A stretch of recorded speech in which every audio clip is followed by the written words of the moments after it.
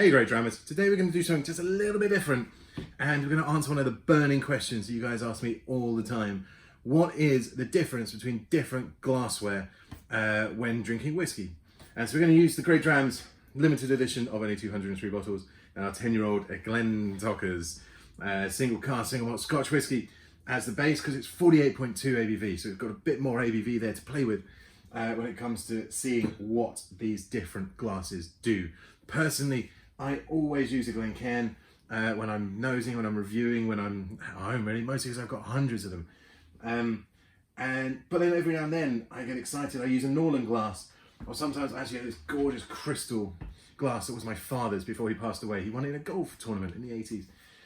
But I use that sometimes if I'm just like, here's a whiskey, let's not overanalyze it, let's just sit and enjoy it. But then occasionally when I do professional tasting, I use the ISO glass and all of that. So a lot of different glassware available. So we have 1, 2, 3, 4, 5, 6, 7, 8, 9 different glasses to try the exact same whiskey from. And so I hope this is going to work. And apologies if it doesn't. It's one of those things that until you start, you just don't know. So I'm going to leave my favourite and most used one last, the Glencairn glass. And we're going to go this way along. It felt fairer to just put them in at complete random and see what happens. So the ISO glass, I mean this is a Glenmorangie branded one, that wasn't the point, so I was turned around. Some of these have just been sent as press gifts, and you do accumulate a hell of a lot of glassware in this game. But for me this one, I mean, it's what we use when we do IWSC judging, when we do spirits business judging. Pretty much all the judging is done using these. And so there is a case for that being the glass to use when assessing whiskey, absolutely. But for enjoying it and getting the true experience from it, personally, I'm not as sure. So I mean, this one, it gives you the nose, it gives you all you want to know about that whiskey, the fruitiness, that really smooth mellowness to it, and it captures the ABV in there. So it's got a little bit sharp in here. That's fine. This is a bit of an anomaly. I can't remember where I picked this up from, but it's a hollowed out wooden Glencairn. From what I understand, after producing some of these, they then got sued by Glencairn, rightly so. But at the same time, why not lob it in? And it's the only use I've seen for this glass vessel since I obtained it. So I thought, let's just have a go. Right. See, for me, this takes away the ABV completely. Similar to how the Glencairn does, for obvious reasons. Sweets, like penny sweet fruits, kind of notes coming through. On here, although a bit watery, truth be told, not what I expected. So we're going to nose them all first, then taste them all and see what happens. This, the mini Glencairn, the dumpy Glencairn, I don't even know what you call this thing. Online it's called the perfect serve or the perfect measure or something using the P word. It's a grandiose title for a bit of glassware, but I do like them. Easy to pack as well if you're traveling.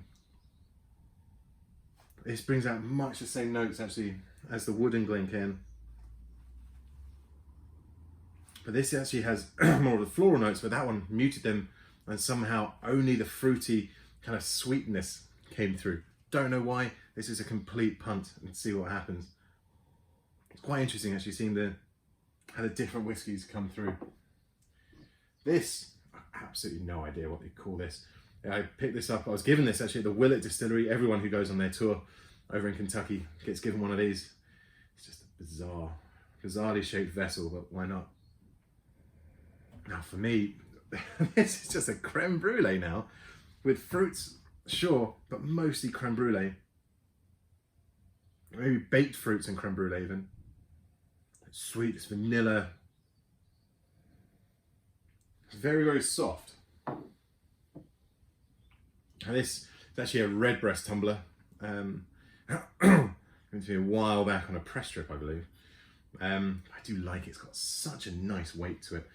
And this one I used instead of my lovely crystal one, mostly because I don't have the crystal one in my office. It's stored in the house for the night times. But flat side, no real rim to speak of, although it's got a lovely gold rim.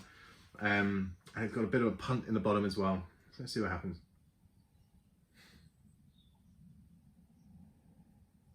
See, this one, I think, owing to the fact that it has straight sides, the nose is very muted. There's barely any nose there at all, actually. Doesn't do a lot to the whiskey. You get some of that kind of fruity creaminess, but not a lot coming through, sadly. Now this, the the new Irish whiskey glass, which looks a bit weird, but it's got one of the best design features. Kind of a thumb place. Do you know when you're trying a whiskey and you hold it and all of that, even the Glencairn sometimes, your hand warms up the glass.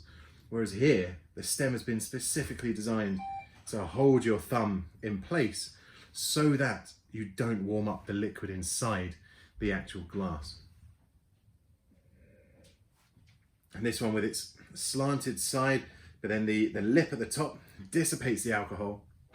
So you don't taste the actual ABV, you don't even nose the ABV. And now you're getting the raw kind of creaminess, fruitiness, and a hell of a lot of flavour coming through, but without that kind of alcohol burniness, you know? Interesting. Norland glass, frankly, it's way too light for me. I'm clearly fat-fingered. But this double-walled glass, I quite like the idea. I like the brand. I mean, anyone who's got any interest in whiskey has probably seen 1,000, if not 10,000 of their adverts on Facebook. They're very, very popular, or keen on their Facebook advertising, I should say. But it's not a bad thing. But what it has got inside is one kind of straight wall with a lip, and on the outside, the visual side is more rocks kind of glass. I do quite like this. I like holding it. I feel it's a bit too dainty for someone like me, but it's a nice glass. And there you're getting a lot more flavour come through. Interesting. And then it's another kind of rocks glass, but with more of a slanted side to it. Let's have a go.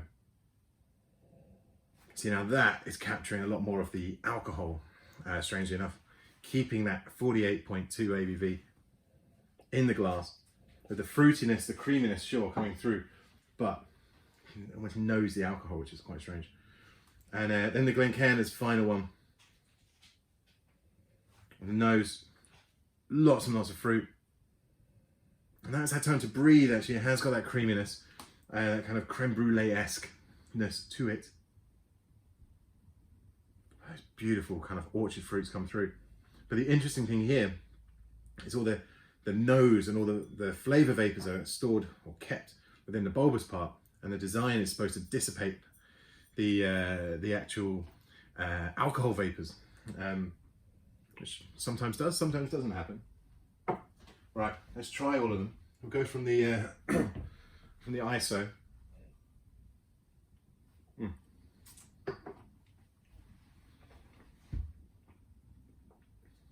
In it, from a taste perspective, I'm quite shocked actually. I thought I'd get more from it. Some of these give a lot more nose, which then naturally feeds into the palate, and then it's a bit soft, a bit muted. On the alleged perfect serve glass.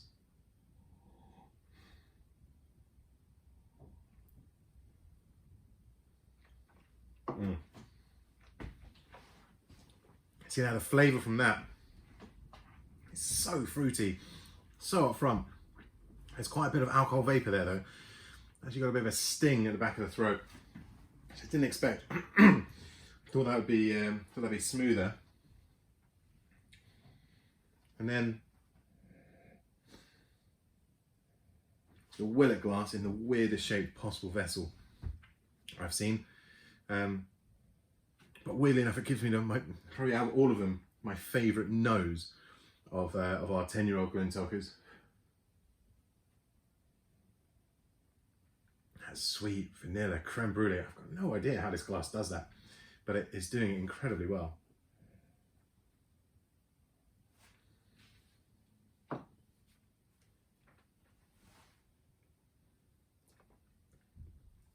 And then on the taste, exactly how I thought it'd be. Really fruity, bit punchy, but woof, a lot of beef to it. It's quite strange how much of your experience of a whiskey actually comes through your nose, not just on the palate and finish. Next time you're nosing a whiskey, actually I'll do a different glass just for easier effect. And you're nosing it, I'm very bad at this, but thankfully I get to spend a lot of time doing this, so I can do it off camera as well as on. But when you're nosing it, try and keep your mouth open, because that actually allows all your different taste buds and different flavor receptacles and all that kind of stuff to pick up more of the flavor. So it look a bit weird when you do it, like,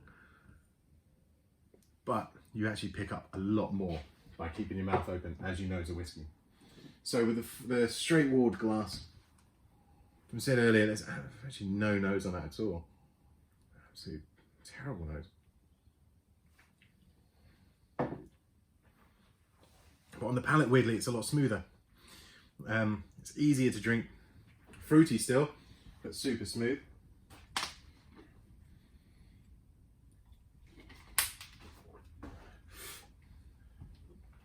And the Tuath glass.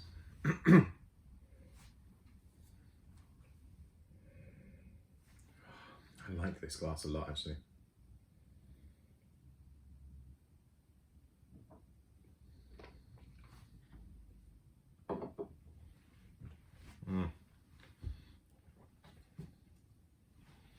That's good. Fruity, keeps a lot of the power that we designed into this whiskey. There's a reason it's at 48.2, and it keeps that, but it also just elevates it as well. I quite like that. Norlem.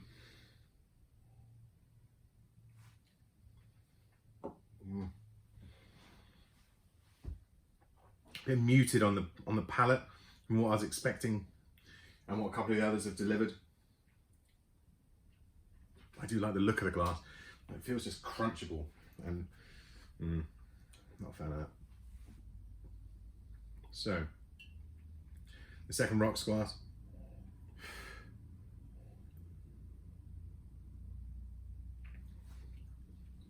Do you know what, surprisingly, that keeps a lot of the flavour. Didn't expect it. I quite like that as a shape in your hand as well. You know, I said earlier that you don't always want to warm your whiskey, but if you do, that's a gorgeous glass to hold. It feels good. It's got a nice weight to it. Quite interesting. And then the Glencairn.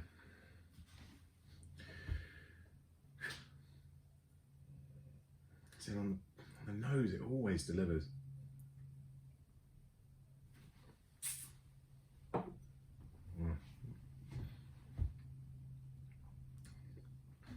See, for me, that still delivers an incredible amount of flavour, but in a different way to some of the others.